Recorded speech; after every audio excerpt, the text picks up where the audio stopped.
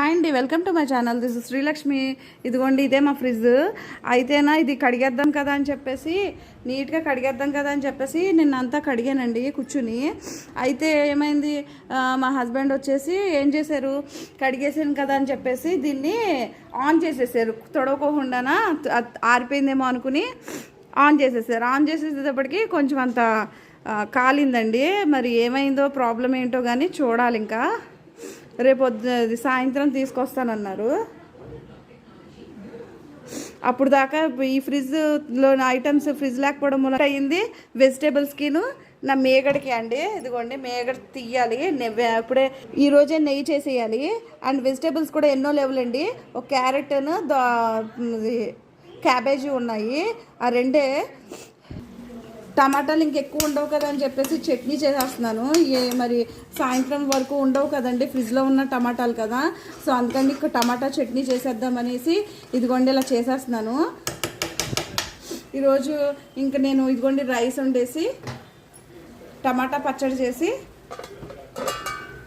ఇంకోండి దోసకాయ కూర వండేస్తున్నాను అనమాట. సో ఇంకేం చేద్దామండి. మరి దాని మూలంగా వచ్చిన ఎఫెక్ట్ అండి, ఫ్రిడ్జ్ పాడైపోవడం మూలంగా చాలా ఇబ్బంది అవుతుంది.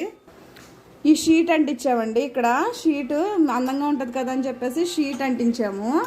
షీట్ అంటించేసి ఫ్రిడ్జ్ కడిగామండి. ఫ్రిడ్జ్ కడిగి రూమ్స్ అన్నీ క్లీన్ చేసుకున్నాము. ఆ ఎఫెక్ట్ ఏమైందంటే అన్నీ బాగానే ఉన్నాయి కానీ ఫ్రిడ్జ్ మీద పడింది. ఫ్రిడ్జ్ కొంచెం కాలిపోయింది. సో ఇంకేం చేస్తామండి, దాన్ని తప్పదు కదా. మరి దాని మూలంగాన ఇప్పుడే అసలైతే బౌల్ అంతా నిండిపోయే వరకు కలెక్ట్ చేసి మేగడ అప్పుడు నెయ్యి చేస్తాను. బట్ ఇప్పుడు స్మెల్ వచ్చేస్తుంది కదా, అప్పుడే నిన్న అయిపోయిందండి. అందుకనేసి ఈరోజు వెన్న చేసేయాలి, నెయ్యి చేసేయాలి. ఇగో టమాటాలు పాడైపోతాయి కదా, సో అందుకనేసి దీన్ని టమాటా చట్నీకి చేసేస్తున్నాను అనమాట. సో ఇది దగ్గరికి అయిపోయింది. సో ఇది మిక్సీ ఆడితే టమాటా చట్నీ రెడీ అయిపోతుంది. సో ఇది టమాటా చట్నీ, అన్నం, అండ్ ఇదేమో దోసకాయ కూర ఉడుకుతుందండి. సో ఈరోజు ఇలా జరిగిందండి నా పని అంతా. ఫ్రిడ్జ్ తలకి నొప్పి తెప్పించింది. ఆగి సదురుకుని అవన్నీ కొన్ని అల్లం వెల్లుల్లి పేస్ట్, మామిడికాయ పేస్ట్ ఇవి ఉన్నాయి కదా, ఇవన్నీ పక్కిందనున్న వాళ్ళ దగ్గరికి ఫ్రిడ్జ్లో పెట్టించాను. అన్నీ పెట్టమంటే పెట్టరు కదా, సో అందుకనేసి ఆ రెండు మాత్రమే పెట్టించాను. ఇవన్నీ యూజ్ చేసేస్తున్నాను. ఓకే అండి, ఈరోజు ఈ వీడియో బ్లాగ్ వచ్చేసి ఇదే అండి. చాలా చిరాకుగా ఉంది ఫ్రిడ్జ్ అంతా పోవడం మూలంగాన. సో మీకు ఒకసారి చూపిందాం అనేసి. ఎప్పుడు ఎలా చేయకండి మీరు కూడా.